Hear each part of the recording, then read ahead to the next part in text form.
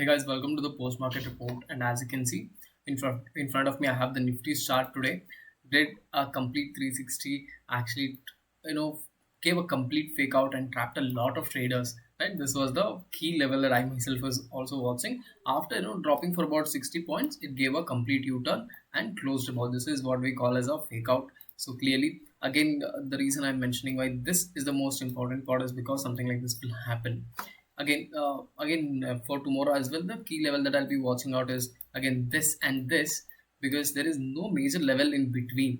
Again, it will be pure volatility in the market, so I'm not at all interested if the market is trading in this particular zone. And next off, however, in bank nifty on the other hand, I know we don't have weekly expiries, but if you are trading monthly expiries, it gave a very good support. As you can see, we had drawn this in yesterday's video as well. At the top, it gave a complete fake out like today's Nifty did, but on the lower end, we saw a nice support from that zone and market going up. Again, in Bank Nifty, I'll specify this trend line on a daily time frame is a key level to be watching in the coming month as well. Next up, we saw a major run up in all the tech related stocks. That is mainly because so has something to do with the pressure in the US market, especially the treasury yield was also down. So the US market is also a little bit dull. And that is actually affecting all these IT sectors because these companies actually majorly operate in US. So clearly, if there's any negative news over there, it will affect these companies, right? So as you can see over here as well, TCS down 1.5%, Infosys down 1.5%, Tech Mahindra down 2%. Even Emphasis is also down about 3%, took a major hit. So this is a trend that we always notice. But on the other hand, we have chemical stocks like GHCL and Tata Chemicals went up by 7-8%.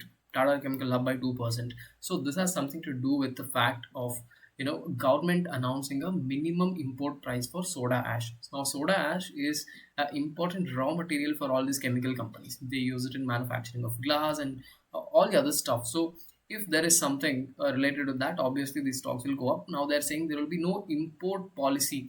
Like previously it used to be under the free version. Now they have kept it into unrestricted.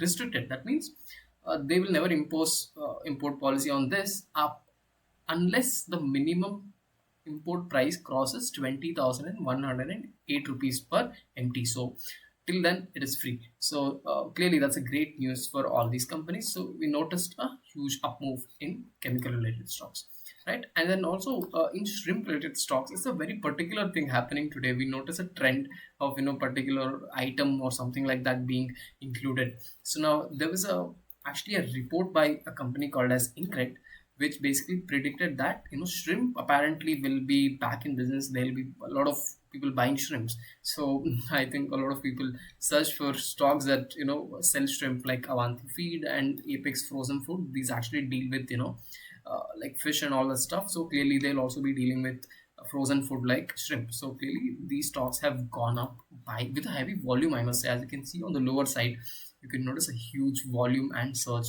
in the price as well. So next up we have Zinka Logistics, which actually went down by 4% at hit a lower circuit.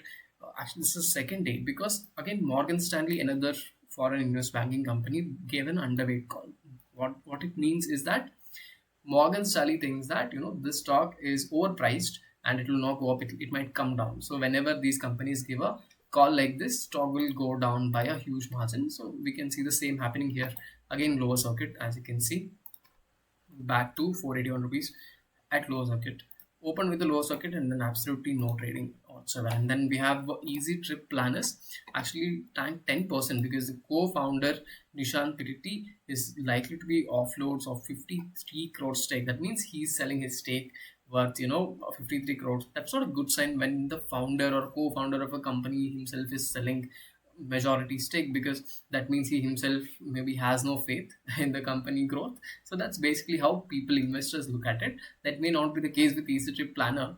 Clearly it is showing good results fundamentally as well, but yeah, so it's considered as a negative news when founders exist. Founder exit a